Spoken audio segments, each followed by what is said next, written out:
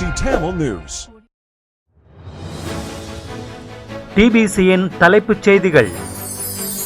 எதிர்வரும் ஜனாதிபதி தேர்தலில் தமிழர் தரப்பில் பொது வேட்பாளர் ஒருவரை நிறுத்துவது தொடர்பில் ஜனநாயக தமிழ் தேசிய கூட்டணியின் சார்பில் ஒரு கொள்கை முடிவாக இருந்த நிலையில் அம்முடிவு உறுதிப்படுத்தப்பட்டுள்ளதாக அறிவிக்கப்படுகிறது. மீண்டும் எமது அரசாங்கத்தினை மையப்படுத்தி செயற்படுவதே நோக்கமாக உள்ளது என்று சொல்கிறார் முன்னாள் ஜனாதிபதி மஹிந்த ராஜபக்ஷ. உலகத்துக்கு தலைவணங்காத நாடாக இலங்கையை மாற்றி அமைக்க வேண்டுமாயின் தேசிய தலைவரான ரணில் விக்ரமசிங்கவுக்கு 12 ஆண்டுகள் நாட்டை ஆட்சி செய்வதற்கு அனுமதி வழங்கப்பட வேண்டும். கட்சியின் கொள்கைகளை முன்னெடுத்து செல்பவரே பொதுஜன பெரமுன கட்சியின் ஜனாதிபதி வேட்பாளராக முடியும் என்று பொதுஜன பெரமுனவின் தேசிய அமைப்பாளரும் பாராளுமன்ற உறுப்பினருமான நாமல் ராஜபக்ஷ தெரிவிப்பு. ஜனாதிபதி தேர்தல் எந்த ஒரு காரணத்துக்காகவும் பிற்போடப்பட மாட்டாது என்று கூறுகிறார் ஹரின் பெர்னாண்டோ. கல்முனை வடக்கு பிரதேச செயலக விடயங்களுக்கு உடனடி தீர்வினை பெற்றுத்தருமாறு கோரி ஆர்ப்பாட்டம் ஒன்று முன்னெடுக்கப்பட்டுள்ளமையினால் மட்டக்களப்பு கல்முனை பிரதான வீதியின் போக்குவரத்திற்கு இடைஞ்சல். வணக்கம், நீங்கள் இணைந்திருப்பது டிபிசியின் தமிழ் காலை செய்திகளுடன். இனி விரிவான செய்திகளை பார்ப்போம். எதிர்வரும் ஜனாதிபதி தேர்தலில் தமிழர் தரப்பில் பொது வேட்பாளர் ஒருவரை நிறுத்துவது தொடர்பில் ஜனநாயக தமிழ் தேசிய கூட்டணியின் சார்பில் ஒரு கொள்கை முடிவாக இருந்த நிலையில் அம்முடிவு உறுதிப்படுத்தப்பட்டுள்ளதாக அறிவிக்கப்பட்டுள்ளது. அத்துடன் தமிழ் மக்கள் பொதுச்சபையுடன் எதிர்வரும் 29ஆம் தேதி உத்தியோகபூர்வமான பேச்சுக்களை ஆரம்பிக்க உள்ளதாக ஜனநாயக தமிழ் தேசிய கூட்டணியின் ஊடக பேச்சாளர் சுரேஷ் பிரேமச்சந்திரன் டிபிசியிடம் தெரிவித்தார். ஜனநாயக தமிழ் தேசிய கூட்டணியின் நிறைவேற்றுக்குழு கூட்டம் நேற்று வவுனியாவில் உள்ள தனியார் விடுதியில் இடம்பெற்றது. இந்த கூட்டத்தில் டெலோ சார்பில் செல்வம் அடைக்கலநாதன், ஜனா கருணாகரன், இபிஆர்எல்எஃப் சார்பில் சுரேஷ் பிரேமச்சந்திரன், சிவசக்தி ஆனந்தன், ஜனநாயக போராளிகள் கட்சியின் சார்பில் வேந்தன் மற்றும் துளசி, பிளாட் சார்பில் முன்னாள் விவசாய அமைச்சர் சிவநேசன், இந்திரலிங்கம், தமிழ் தேசிய கட்சியின் சார்பில் ஸ்ரீகாந்தா, ஜனகன் ஆகியோர் கலந்து கொண்டனர். அதைத் தொடர்ந்து ஊடகங்களுக்கு கருத்து தெரிவிக்கும் போது சுரேஷ் பிரேமச்சந்திரன் இவ்வாறு தெரிவித்தார். தமிழ் பொது வேட்பாளர் தொடர்பில் தமிழர் தரப்பில் உள்ள சிவில் அமைப்புகளுடன் பேசி ஏனையவர்களையும் இணைத்து இந்த பொது வேட்பாளர் என்கிற விடயத்தை முன்னெடுப்பதெனவும் இணக்கம் காணப்பட்டுள்ளது. தமிழ் பொது வேட்பாளரை நிறுத்துவதன் ஊடாக தமிழ் மக்களுடைய அபிலாஷைகளை தீர்க்கக்கூடிய உரிமைகளை முழுமையாக பெற்றுக்கொள்ளக்கூடிய ஒரு நிலையை அடைய முடியும். அந்த வகையில் இந்த தேர்தல் களத்தை எமக்கு சாதகமாக பயன்படுத்த வேண்டும் என்பதற்காக தமிழ் வேட்பாளரை நிறுத்துவது என்பதை தீர்மானமாக எடுத்திருக்கின்றோம் என்று கூட்டணியின் ஊடக பேச்சாளர் சுரேஷ் பிரேமச்சந்திரன் மேலும் தெரிவித்துள்ளார்.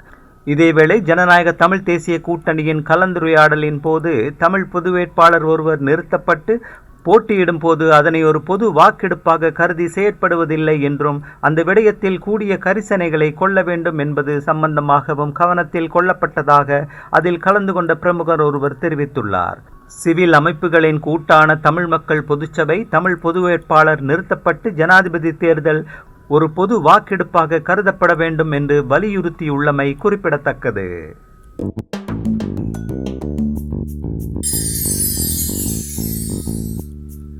மீண்டும் எமது அரசாங்கத்தினை அமைப்பதை மையப்படுத்தி செயற்படுவதே நோக்கமாக உள்ளது என்று முன்னாள் ஜனாதிபதி மஹிந்த ராஜபக்ஷ தெரிவித்தார். கம்பளையில் செய்தியாளர்களிடம் கருத்து வெளியிடும் போதே அவர் இவ்வாறு தெரிவித்தார். நாங்கள் நிச்சயமாக ஆட்சி அமைப்போம், அது எனது நம்பிக்கையாகும் என்று குறிப்பிட்ட அவர் ஜனாதிபதி ரணில் விக்ரமசிங்கவுடன் இணைந்து செயற்படுவதற்கான சாத்தியக்கூறுகள் குறித்து நீங்கள் எழுப்பும் கேள்விக்கான முடிவு கட்சியால் உரிய நேரத்தில் எடுக்கப்படும் என்றும் கூறினார். அத்துடன் ஜனாதிபதி தேர்தல் குறித்து கட்சியாக கூடி ஆராய்ந்த இறுதி முடிவுகள் எடுக்கப்படும். ஜனாதிபதி தேர்தலில் போட்டியிட ஏராளமான வேட்பாளர்கள் உள்ளனர். எங்களிடம் பல வேட்பாளர்கள் உள்ளனர். அதனால் நாங்கள் முடிவெடுப்பது சவாலானது என்றும் கூறினார்.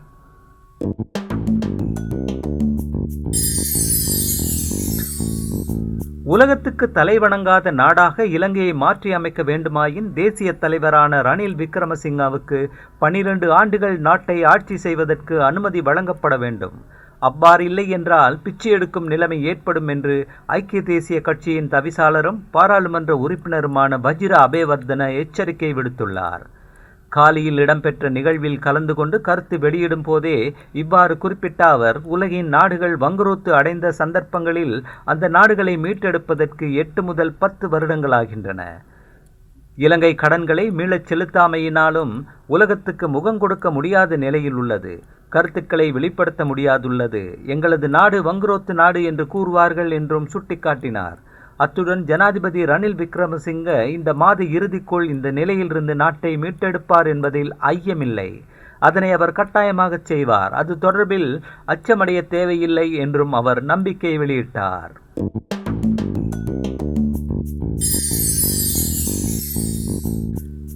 கட்சியின் கொள்கைகளை முன்னெடுத்து செல்பவரே பொதுஜன பெரமுன கட்சியின் ஜனாதிபதி வேட்பாளராக வர முடியும் என்று பொதுஜன பெரமுனவின் தேசிய அமைப்பாளரும் பாராளுமன்ற உறுப்பினருமான நாமல் ராஜபக்ஷ தெரிவித்தார். கொழும்பில் இடம்பெற்ற நிகழ்வொன்றின் பின்னர் ஊடகங்களுக்கு கருத்து தெரிவிக்கையில் அவர் இவ்வாறு தெரிவித்ததோடு, தேர்தலில் பொதுஜன பெரமுன கட்சியில் வாக்கு கேட்பதற்கும் மட்டும் வருபவர்கள் மற்றும் அந்த கட்சியில் வாக்குகளை பெற்றுக்கொண்டு தற்போது தனியாக செயற்படும் எவருடனும் எத்தகைய கூட்டணியையும் மேற்கொள்ளப் போவதில்லை என்றும் குறிப்பிட்டார். அத்துடன் பொதுஜன பெரமுனவுடன் சென்று தேர்தலில் வெற்றி பெற முடியாதென ஜனாதிபதி ரணில் விக்ரமசிங்கவுடன் உள்ளவர்களில் ஒரு தரப்பினர் தெரிவித்து வருகின்றனர். அவ்வாறு தெரிவிப்பவர்கள் பொதுஜன பெரமுன கட்சியை கைவிட்டு வேறு வழியில் செல்ல முடியும் என்று குறிப்பிட்டார்.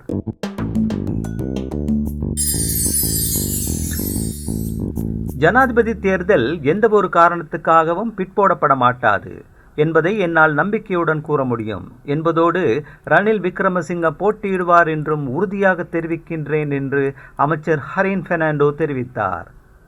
ஜனாதிபதி ஊடக மையத்தில் நடைபெற்ற ஊடகவியலாளர் சந்திப்பின் போது தேர்தல் தொடர்பில் எழுப்பப்பட்ட கேள்விகளுக்கு பதிலளிக்கையில் அவர் இவ்வாறு தெரிவித்தார். ஜனாதிபதி எனக்கு அளிக்கும் அழுத்தங்களின் பிரகாரம் ஜனாதிபதி தேர்தல் நடைபெறும் என்பதை என்னால் உறுதியாக கூற முடியும். நானே ஐக்கிய தேசிய கட்சியின் தேர்தல் ஏற்பாட்டாளர். அந்த வகையில் ஜனாதிபதி ரணில் விக்ரமசிங்க தேர்தலில் போட்டியிடுகின்றார் என்பதை மட்டும் என்னால் உறுதியாக கூற முடியும் என்று அவர் கூறினார். அத்துடன், நேற்றும் மாத்தறையில் இருந்தேன். தேர்தல் செயற்பாடுகளை முன்னெடுக்கின்றோம். அலுவலகங்களை திறந்து வைத்துள்ளோம். 1 மாதம் ஆகின்ற போது எவற்றை செய்துள்ளோம் என்பதை புரிந்து கொள்ள முடியும் என்றும் குறிப்பிட்டார். அத்துடன், ஜனாதிபதி தேர்தல் கட்டாயமாக நடத்தப்படும். அவ்வாறு இல்லையெனின் ஜனாதிபதி எமக்கு செயற்பாடுகளை முன்னெடுக்குமாறு அழுத்தங்களை விடுக்க மாட்டார் அல்லவா என்றும் அவர் சுட்டிக்காட்டினார். சர்வதேச நாணய நிதியத்தின் உடன்பாடுகளுக்கு அமைவாக எதிர்வரும் பிப்ரவரி மாதத்துக்கு முன்னதாக பாராளுமன்ற தேர்தலை நடத்த வேண்டும். பாராளுமன்ற தேர்தல் 1 வருடம் பிற்போடப்படுமா அல்லது உடனடியாக நடத்தப்படுமா என்பது எனக்கு தெரியாது என்றும் அமைச்சர் ஹரின் தெரிவித்தார்.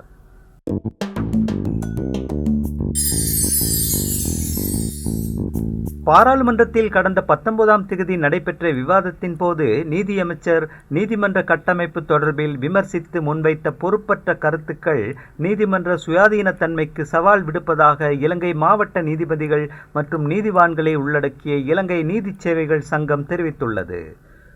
அரசியல் ரீதியிலான எமது இருப்பை சவாலுக்கு உட்படுத்தும் வழக்குகளின் போது நீதிமன்றத்தின் சட்டத்திற்கமைவான தீர்ப்புகள் காரணமாக அதிருப்தி அடைந்ததால் அமைச்சர் இவ்வாறு கருத்து தெரிவித்துள்ளதாக எமது கணிப்பு காணப்படுகிறது என அந்த சங்கம் விடுத்துள்ள அறிக்கையில் தெரிவிக்கப்பட்டுள்ளது. நீதிமன்ற தீர்ப்புகளால் திருப்தி அடையாதவர்கள் அரசியலமைப்பின் பிரகாரம் ஸ்தாபிக்கப்பட்டுள்ள மேன்முறையீட்டு நடைமுறைக்கு செல்லாமல் பாராளுமன்ற சிறப்பு உரிமைகளுக்குள் மறைந்து நீதிமன்றத்தை அவதூறு செய்வது ஜனநாயக சமூகத்தின் அடிப்படையான நீதிமன்ற சுயாதீனத்தன்மைக்கு பகிரங்கமாக விடுக்கப்பட்ட அச்சுறுத்தல் என அதில் தெரிவிக்கப்பட்டுள்ளது.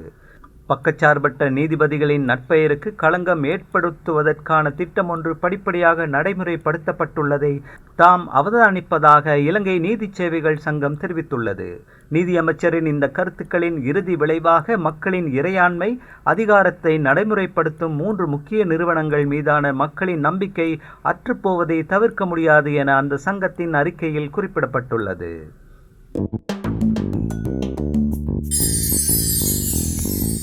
யாழ்ப்பாணத்துக்கு விஜயம் செய்துள்ள புத்த சாசன மத மற்றும் கலாச்சார விவகாரங்களுக்கான அமைச்சர் விதுர விக்ரமநாயக்க நல்லை ஆதீனத்துக்கு சென்று அங்கு சமய தலைவர்களுடன் கலந்துரையாடினார்.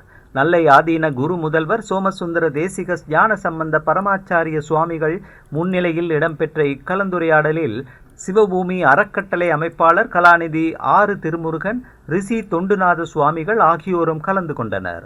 இதன்போது குருந்தூர் மலை மற்றும் வெடுக்குநாரி மலையில் சைவ மக்கள் சுதந்திரமாக வழிபடுவதற்கு வகை செய்தல், காங்கேசன்துறையில் உள்ள ஆச்சிரமத்தின் காணி விடுவிப்பு, திருகோணமலை திருக்கோணேஸ்வரர் ஆலய வளாகத்தில் உள்ள பெட்டி கடைகளை அகற்றுதல் உள்ளிட்ட கோரிக்கைகள் இந்து சமய தலைவர்களினால் முன்வைக்கப்பட்டது. அதற்கு பதிலளித்த அமைச்சர் விதுர விக்ரமநாயக்க, குருந்தூர் மலை, வெடுக்குநாரி மலை என்பன தொல்பொருள் திணைக்கள கட்டுப்பாட்டின் கீழ் இருப்பினும் அனைத்து மதத் தலைவர்களும் பாரபட்சமின்றி சுதந்திரமாக வழிபட வழி செய்வதாக உறுதியளித்தார்.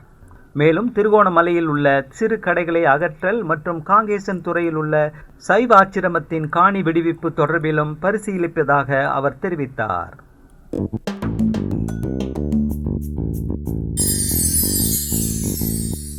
கல்முனை வடக்கு பிரதேச செயலக விடயங்களுக்கு உடனடி தீர்வினை பெற்றுத்தருமாறு கோரி ஆர்ப்பாட்டம் ஒன்று முன்னெடுக்கப்பட்டுள்ளமையினால் மட்டக்களப்பு கல்முனை பிரதான வீதியின் போக்குவரத்துக்கு இடையூறு ஏற்பட்டுள்ளதுடன் பதற்ற நிலையும் தொடர்ந்தது. அத்துடன் பிரதேச செயலகத்தின் நுழைவாயிலையும் பூட்டிய நிலையில் அதிகாரிகளை உள்நுழைய விடாமல் பொதுமக்கள் ஆர்ப்பாட்டத்தில் ஈடுபட்டிருந்தனர். கல்முனை வடக்கு பிரதேச செயலகத்துக்கு எதிராக இடம்பெறும் நிர்வாக அடக்குமுறைகளை கண்டித்தும் அதற்குரிய தீர்வை கோரியும் தொடர்ச்சியாக 92 நாட்களாக போராட்டம் முன்னெடுக்கப்பட்டு வருகின்ற நிலையில் பாரிய ஆர்ப்பாட்டம் இடம்பெறுகின்றது. இந்த ஆர்ப்பாட்டம் காரணமாக மட்டக்களப்பு கல்முனை வீதி தடைப்பட்டுள்ளதால் வாகனங்களை மாற்று வீதிகளில் அனுப்புவதற்கு போலீசார் நடவடிக்கை எடுத்திருந்தனர். இதேவேளை 7 மணித்தியாலங்களாக கல்முனை நகர போராட்டக்காரர் வசம் இருந்த நிலையில் கல்முனையில் வீதி மறியல் போராட்டம் தற்காலிகமாக நிறுத்தப்பட்டு மாவட்ட அரசாங்க அதிபர் மற்றும் சிவில் சமூக செயற்பாட்டாளர்களிடையே கலந்துரையாடல் ஒன்று இடம்பெற அதிகாரிகளினால் ஏற்பாடு செய்யப்பட்டது. காலை 8 மணி முதல் பிற்பகல் 2 மணி வரை கல்முனை மாநகரம் ஸ்தம்பிதமடைந்திருந்ததுடன் நகரிலிருந்து அனைத்து பொது போக்குவரத்துகளும் தடைப்பட்டிருந்தது. மருத்துவ சேவை வாகனங்கள் மாத்திரம் மக்களால் அனுமதிக்கப்பட்டிருந்தன. அத்துடன் தமது நியாயமான கோரிக்கைக்கு பதில் என்ன என பல கோஷத்துடன் வீதியில் அமர்ந்தும் போராட்டம் செய்தனர். அந்த செய்தியோடு நிறைவுக்கு வருவது டிபிசியின் இன்றைய காலை தமிழ் செய்திகள். மீண்டும் மாலை செய்திகளோடு மீண்டும் சந்திப்போம். வணக்கம்.